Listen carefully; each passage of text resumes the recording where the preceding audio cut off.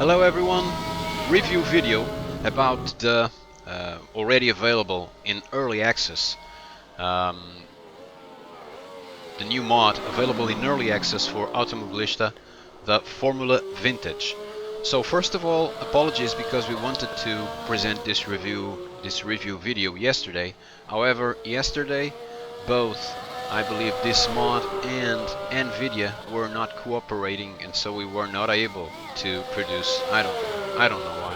Probably will, never will. We were not able to produce a video. Today we were, and here it is. So we reviewed this content, both versions, or two of the several versions available of this content, and boy, were we thrilled with this. This is this is proof of how this sim is really in a good direction, really towards a bright future that we users will no doubt be the first to take benefit of. So um, this is the 1967 car from the Formula Vintage. We drove it at Johannesburg Historic, which is basically Kyalami, the old version of Kyalami. And this car, in this version here, has a V12 engine, 412 horsepower.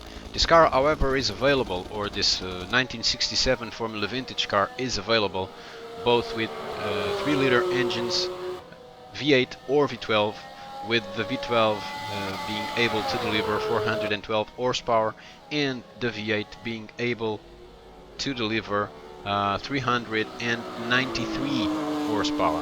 This car is a beast. It's difficult to drive.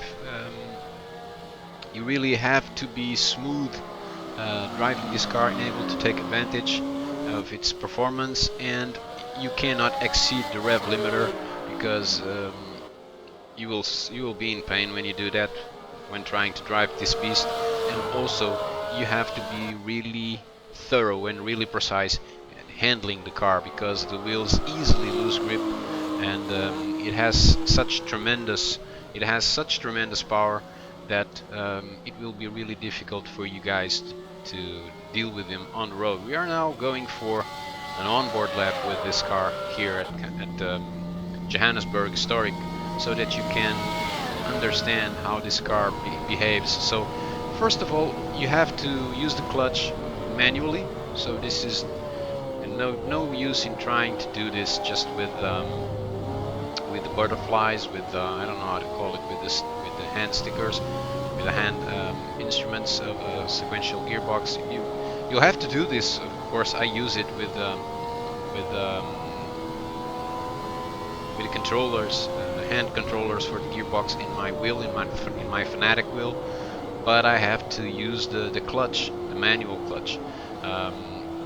Otherwise, it won't work, and this will make even harder the exercise of driving this car, because it is really difficult as well as it is really fun. So a lot of you guys are not yet having access to this content. Once you do, I believe that you will spend many hours here, at least if you enjoy really driving, you know, just pure driving without technical aids. You will really enjoy driving this, because this car is really a beast and so much fun. This is the 1967 version with absolutely no aerodynamic introductions. It's just pure. And here is the other version, which is the 1969 version. So this has already a front wing and a rear wing. It has also a 3-liter V12 engine. So the 3-liter V8 engine is a DFV engine. The V12 is just a 3-liter V12 with 412 horsepower. You can also use the V8 engine in this car, in this version, and it delivers 397 horsepower, so 4 horsepower more compared with the 1967 version, which has no aerodynamic wings. Also, this car is really difficult to handle. We drove it at Spielberg Historic, which is basically the old version of the Red Bull Ring. At the time, it was named Zeltweg. A lot of important races took place here, and those of us that have been watching this kind of cars racing in a championship with a name, with a class name that I'm not going to say it, have already been able to witness great racing here at this track, which was known as Zeltweg. So this car is also really difficult to drive, especially when you are driving close to other cars, trying to defend or trying to attack, to overtake other cars. And with this one, however, you are able to use just the shifters, the shifters in the wheel. You don't have to use the clutch, although I would strongly recommend you do. Why? Because you already, I believe, were able to witness during this footage in this track that the car we were driving, which is this red one, went off track several times, and that happens because sometimes if you get to depend on the sequential shifting, sometimes without notice and without even understanding why, it just doesn't work. So you get to, for instance, you try to go from fourth to third gear and it stays neutral. And saying this, I'm not complaining about the quality of the content to Razer Studios. So if you guys are thinking that I'm saying this just to show you that the mod is not perfect, think again, because in fact I enjoy that happens, because it shows that this simulation is so real that the cars may fail, technically, as they did at this time during this 97 and 1967 and 1969 seasons. So I would strongly recommend that you would just use the manual clutch. Sometimes it may also fail, but hey, but this happened in real life. Why shouldn't it happen in a simulation? So congratulations, first of all, to Razer Studios, because really they are taking this sim in a good direction. Great content. This is an absolutely thrilling mod to drive. Out of the box, one of my favorites from all available in the Razer Studios library within the Automobilista sim. So we are now on board. You have to relearn. I don't know if this is a proper word to use.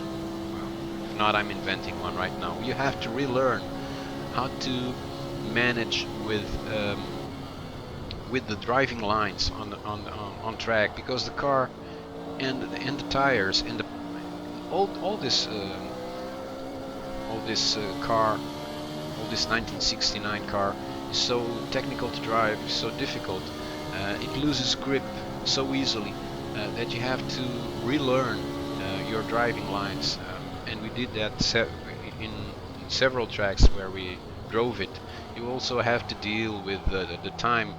For instance, here I brake a little bit too late when reducing from fourth to third, and it is impossible to return to the perfect apex line, and you'll go out of track so easily that you will really have to understand that this car takes time, acknowledging your steering inputs, and it's really difficult to put it in the right line and be fast with this car. But once you do realize that, you'll have so much fun driving this, because this is really one of the best contents released for this sim, and it shows really how good are these guys working in the physics of these cars, and also I don't know if you are listening to this sound, but the cars have such an amazing sound, so real. So congratulations also to those guys in Razer Studios which are in charge who are in charge of the sounds, because they really are delivering a great piece of work here. So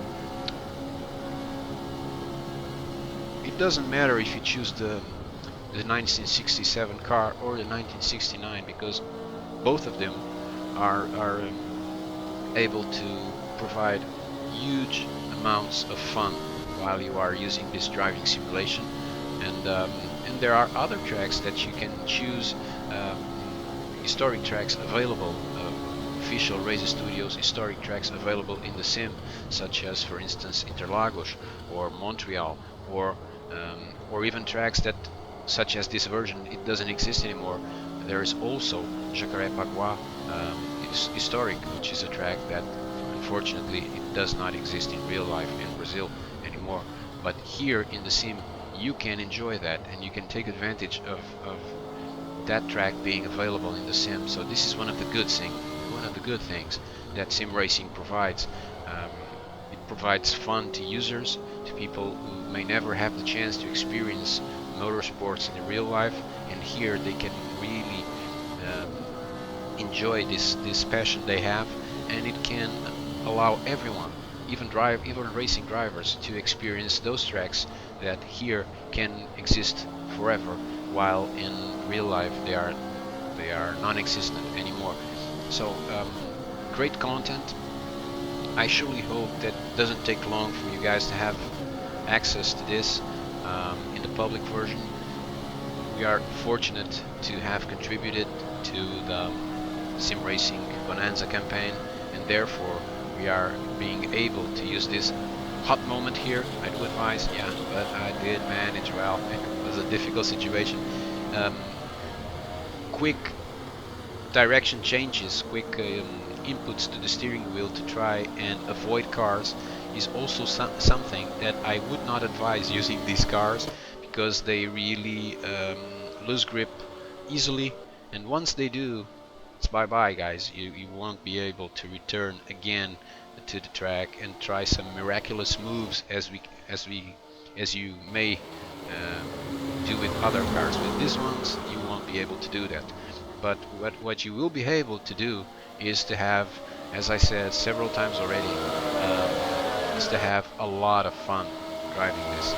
So you can enjoy the dynamics, you can enjoy the physics, you can enjoy the sounds, you can enjoy the graphics of the sim, you can enjoy everything while driving two different types of beasts, two different types of legendary cars, and to have a lot of fun like these guys back in the day had, with the difference that here you can do it safely, whereas these guys at the time were really risking their life to drive these amazing cars.